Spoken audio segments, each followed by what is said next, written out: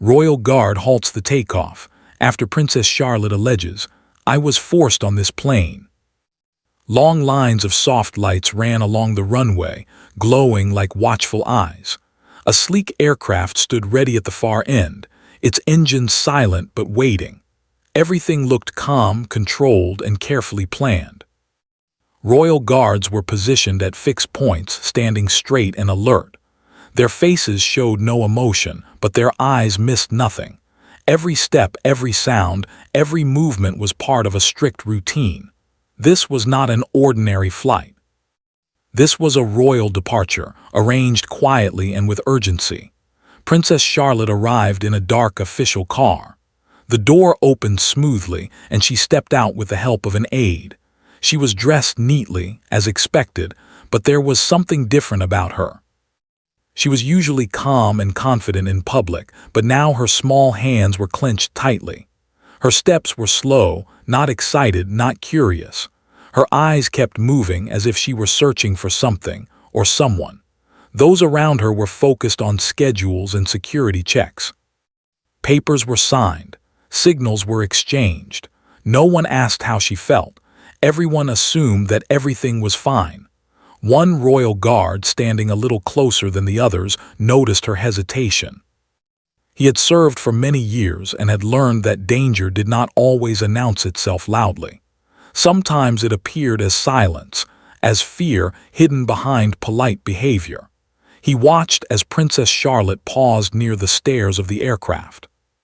For a brief moment she stopped completely. "Your Highness," an aide said gently, encouraging her forward. She nodded, but the guard noticed that her smile did not reach her eyes. As she climbed the steps, the guard felt a strange tightness in his chest. It was not fear. It was instinct. He told himself not to overthink. This was not his place. Orders had been given. Everything was approved. Still, his eyes followed her until she disappeared inside the plane. Inside the aircraft, the atmosphere was cold and formal. The seats were prepared, the staff polite but distant. Princess Charlotte sat quietly by the window. She looked out at the runway, at the lights, at the guards who looked so small from up there. Her reflection in the glass looked older than her years. She took a slow breath. Her heart was beating faster than she wanted it to. She had tried earlier to speak. She had tried to ask questions. Each time she was told not to worry, that everything was already decided. The words echoed in her mind. This is necessary. This is for your safety. But no one had asked her what she wanted. Outside, the final checks were being completed. The captain received clearance instructions. The engines began to hum softly, like a warning disguised as comfort. The sound traveled through the metal body of the plane, reaching Charlotte's seat. Her fingers tightened around the armrest. The royal guard outside heard the engine start. It should have been the end of his concern. The mission was almost complete. Yet his eyes went back to the small window where he thought he saw movement. He took a step closer without realizing it. Inside the plane, Charlotte felt something rise in her chest, fear mixed with determination. She had been taught to be polite, to be strong, to trust adults. But she had also been taught something else, something her grandmother once told her quietly. If something feels wrong, speak. She looked at the staff member seated nearby. Her voice came out softer than she wanted. "I don't want to go," she said. The staff member smiled, the kind of smile used to calm children. "It will be fine, just a short trip." Charlotte shook her head. "I didn't agree to this." The staff member's smile faded slightly, replaced by surprise. "Everything has been approved." The engines grew louder. Charlotte stood up. This movement caught the attention of the royal guard outside. Through the window, he saw her rise from her seat. That was not normal during takeoff preparation. His training kicked in immediately. Children did not stand during final procedures unless something was wrong.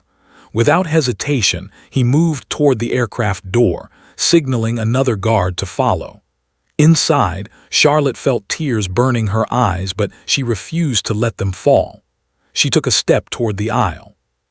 "I was forced onto this plane," she said, louder now. Her voice shook, but the words were clear. The staff member froze. Outside, the guard reached the bottom of the stairs. He could not hear her words, but he saw her face clearly now. Fear, resolve, a silent plea. The engines roared. Time seemed to slow.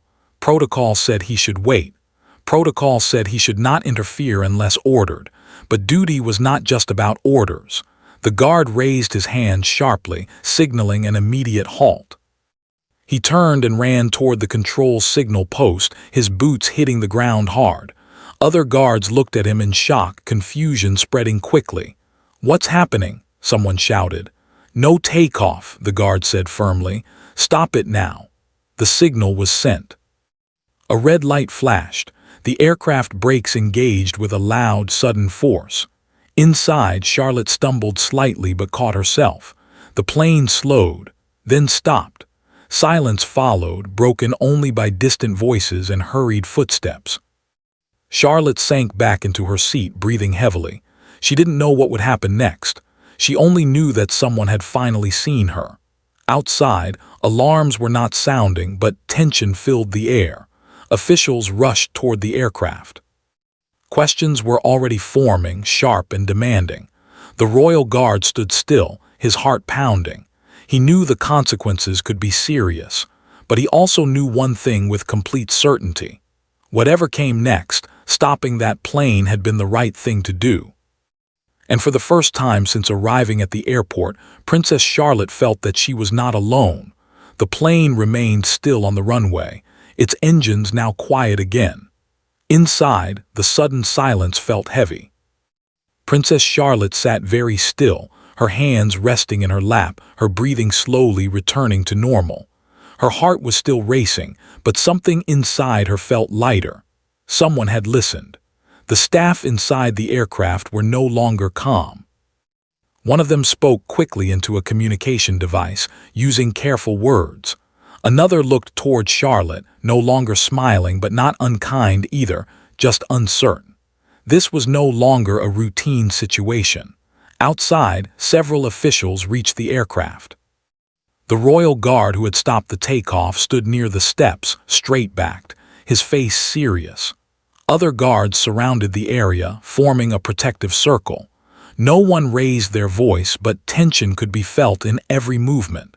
The aircraft door was opened again. Fresh air rushed inside, carrying distant sounds of hurried steps and low conversations. Charlotte looked up as a familiar uniform appeared at the doorway. It was the same guard she had noticed earlier, the one whose eyes had seemed to truly see her. "Your Highness," he said respectfully, keeping his voice calm and gentle. "Are you all right?" Charlotte nodded slowly. Her voice was quiet but steady. "I didn't want to leave. I said no." Those words landed heavily. The guard did not react with surprise or doubt. He simply listened. He stepped aside and gestured for her to come forward if she wished, but did not rush her. He understood that choice mattered now. Charlotte stood and walked toward the door on her own. Each step felt important. When she reached the top of the stairs, she paused, looking out at the runway and the people waiting below.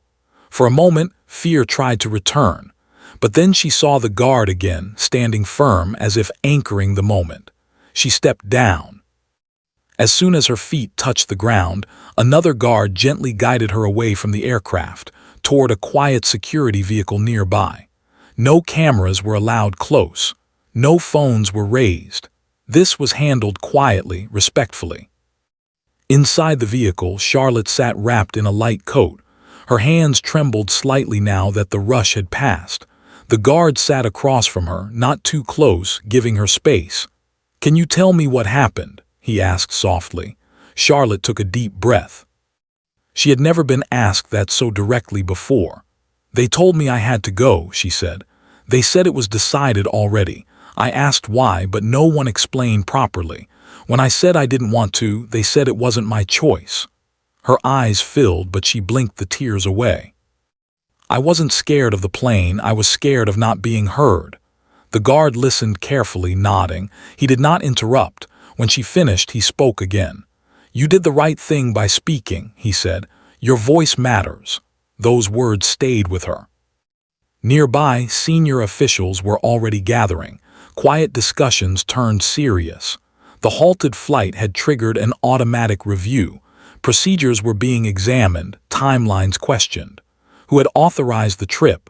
Who had spoken to the princess? Who had decided speed was more important than consent? No one liked the answers forming. Charlotte was escorted into a secure room inside the terminal. It was simple, warm, and quiet, very different from the cold formality of the aircraft. She was offered water and a seat by the window.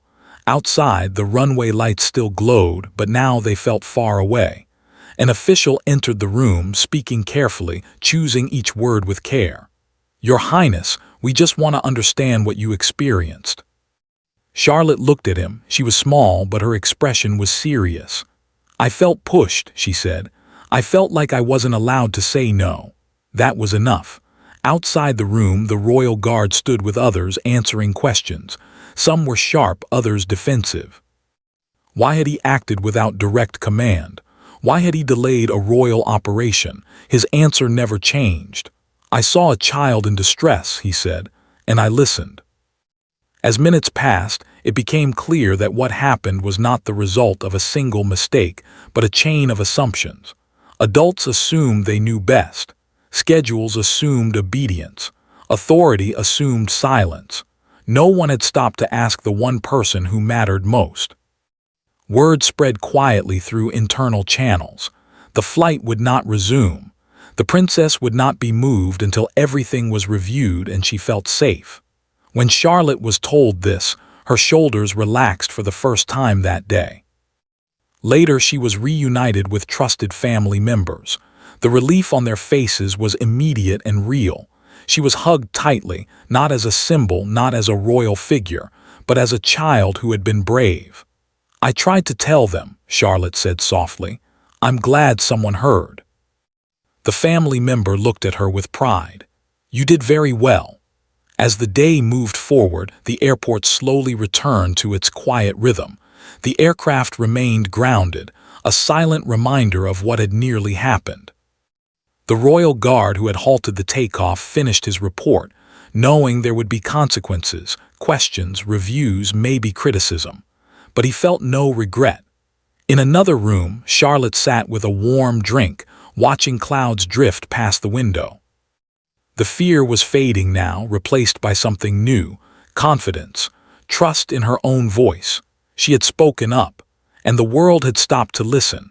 What began as a silent moment of fear on a runway had become something larger, a turning point that would not be ignored. And this was only the beginning. The hours that followed were slow and heavy, as if time itself had decided to move carefully. Inside the secure terminal area, the atmosphere was calm on the surface, but underneath, everything had changed. People walked more quietly. Conversations were shorter, more serious. Nothing about the day felt routine anymore.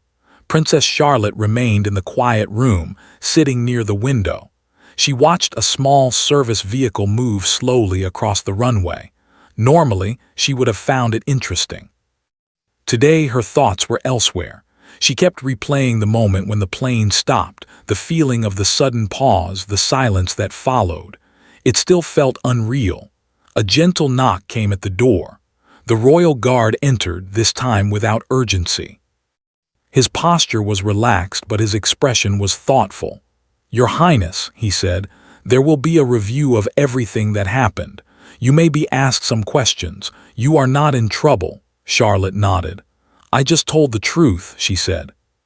"And that is exactly what you should have done," he replied. Soon after, she was guided to another room, larger this time, with a long table and soft lights.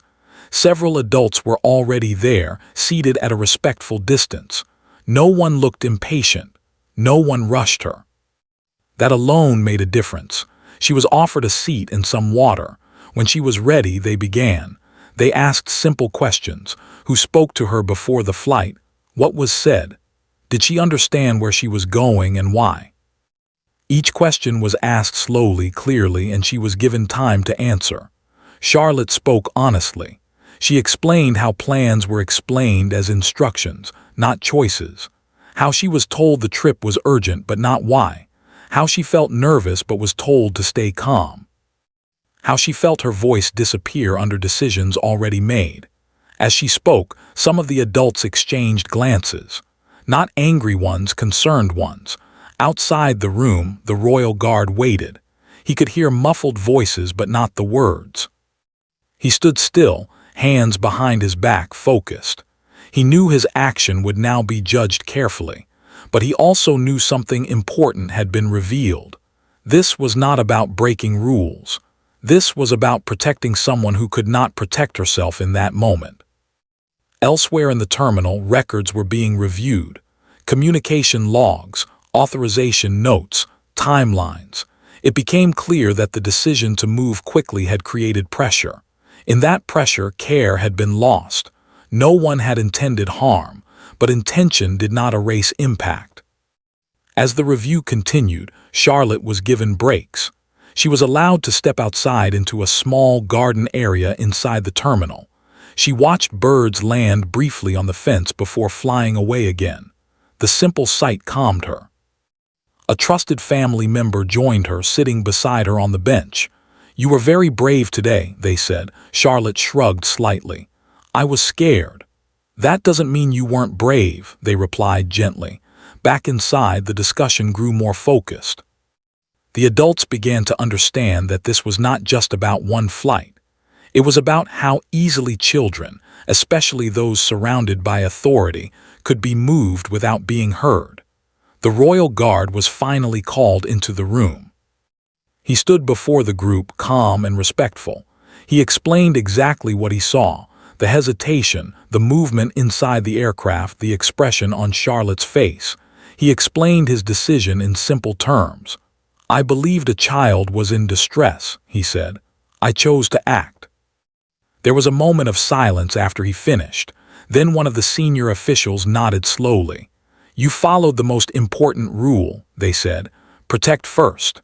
That was the moment the tone shifted completely. The halted takeoff was no longer seen as a disruption. It was seen as a necessary pause. Word quietly traveled through official channels. The incident would not be hidden, but it would be handled with care. The focus would be learning, not blame. Charlotte was informed that she would not be traveling that day. She felt relief wash over her. The tight feeling in her chest finally loosened. Later in the afternoon, as the sun lowered, she was escorted home under careful protection. The drive was quiet. She leaned her head against the window, watching familiar streets appear. When she arrived, she was welcomed warmly. No questions right away, no pressure, just comfort. That evening, as she sat with a book she did not really read, she thought about everything that had happened. She had always known she lived a life different from most children. But today she learned something new. Being young did not mean being powerless. Far away, the royal guard completed his final report. He signed his name at the bottom and closed the file. He did not know what changes would come, but he felt certain of one thing. Listening had made the difference, and sometimes stopping everything, even a plane, was the only way to move forward correctly. As night fell, lights dimmed across the airport. The runway was empty now, quiet again, but it would never feel the same, because a child had spoken. And the world had paused to listen. The next morning began quietly, but the weight of the previous day still hung in the air. News of the halted flight had not reached the public yet, but inside the system, nothing was the same. Meetings were already being scheduled, reports reviewed, and careful conversations planned. What had happened could not be ignored. Princess Charlotte woke early. For the first time in days, she did not feel rushed. No one stood at her door with instructions. No schedules were pushed in front of her. She sat by the window in her room, watching the sky slowly change colors as the sun rose. The calm felt unfamiliar but welcome. Later that morning, she was invited to join a discussion, not as a subject but as a participant. She was told clearly that she could speak, pause, or leave whenever she wished. That alone made her feel respected. The room was warm and comfortable, with chairs arranged in a circle rather than around a long table. Several adults were present, including people responsible for security, care, and planning. They greeted her politely, not formally. No titles were emphasized. When Charlotte spoke, everyone listened. She explained again how the pressure had felt. How being told this is for your own good made her feel small. How fear grew when questions were answered with silence. She explained that she trusted the people around her, which made it hurt more when her voice seemed to disappear. Her words were simple, but they carried weight. Some of the adults took notes, others simply nodded. One person quietly admitted, "We focused too much on speed and not enough on understanding." That honesty mattered. Outside the room, policy documents were being rewritten. The incident had exposed gaps that could no longer be overlooked. New steps were proposed to make sure that any child involved in official travel would be clearly informed, emotionally prepared, and allowed to express concerns without fear.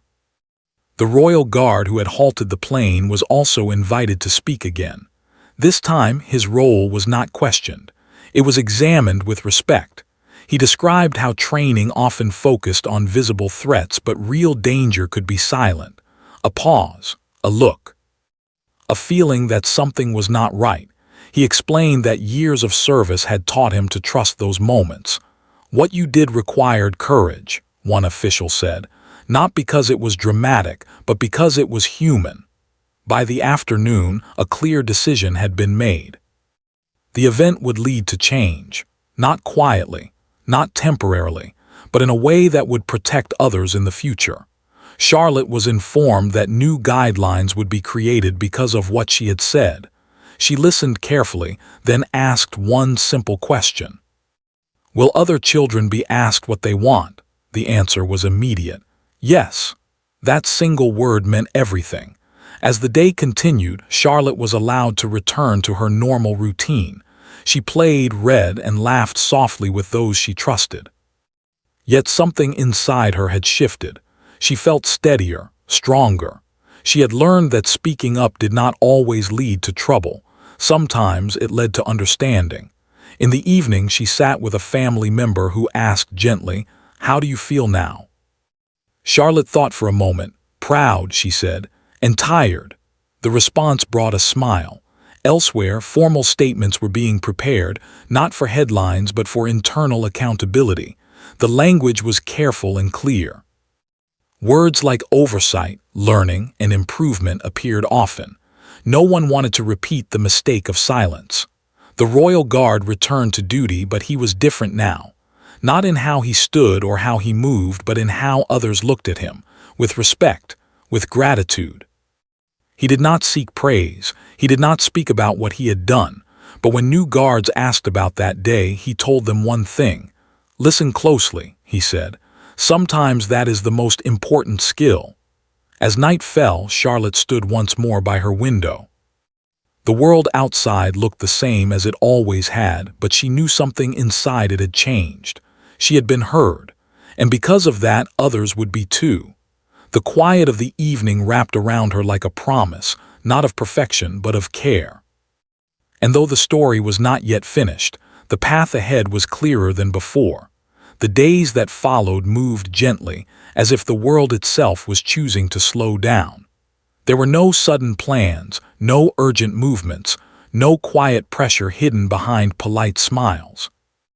Everything felt more careful now, more thoughtful. Princess Charlotte noticed the change immediately. When she was given information, it was explained clearly. When plans were discussed, she was asked how she felt. When decisions involved her presence, she was included in the conversation. These were small things, but together they made a powerful difference. She felt safer, not because guards stood nearby, but because her voice mattered. One afternoon, she was invited to attend a short meeting. She hesitated at first, unsure if she wanted to return to serious rooms and careful words. But she was reminded that she could leave at any time. That reassurance gave her confidence. The meeting was brief. Officials spoke about new procedures being finalized. They explained that from now on, no child would be moved without full understanding and agreement. Extra steps would ensure comfort, clarity, and emotional safety, not as a favor, but as a rule. Charlotte listened quietly. At the end, someone asked her if she wanted to say anything. She thought for a moment, then said, "I think children should feel like they can say no without being scared." There was no disagreement. Outside, the royal guard stood near the doorway. He watched her leave the room with calm steps and a relaxed face. The fear he had seen on the runway was gone. In its place was something stronger: trust. Later that day, he was formally thanked, not in public, not with attention, but with sincere words. His record would show that he acted correctly. More importantly, his actions would shape training going forward.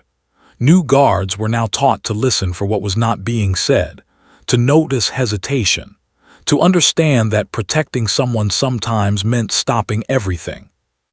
The guard accepted this quietly. He did not think of himself as a hero. He thought of himself as someone who did his job properly, and that was enough. For Charlotte, life slowly returned to familiar rhythms. School lessons resumed. Laughter returned more easily. She spent time outdoors, feeling the wind on her face, the ground steady beneath her feet. These simple moments felt precious now. One evening, as she walked through the garden with a family member, she asked a thoughtful question. "Do you think things really changed?" she asked. The answer came without hesitation. "Yes, because of you." Charlotte smiled softly. She did not feel proud in a loud way. She felt calm, balanced, sure of herself. Far away, the airport runway stood empty under the evening sky. Planes arrived and departed as usual. But somewhere in its quiet memory, that place held a moment when everything stopped for the right reason. The story was never meant to be dramatic. It did not involve chaos or loud conflict. It was about something much simpler and much more important: listening. Weeks later, Charlotte received a small letter. It was written in careful handwriting and signed by someone she recognized. It thanked her for speaking up. She folded the letter neatly and placed it in a drawer, not as a trophy, but as a reminder. A reminder that even small voices could carry weight. The royal guard continued his service just as before, but whenever he stood near a child, he remembered that day, and he watched closely, not with suspicion, but with care. Time passed. New rules became routine. Respect became habit. What began as one paused flight became a quiet turning point, and Princess Charlotte grew, not just in years, but in confidence. She learned that courage did not always roar. Sometimes it spoke in a calm, steady voice and trusted that someone would listen. And this time the world did.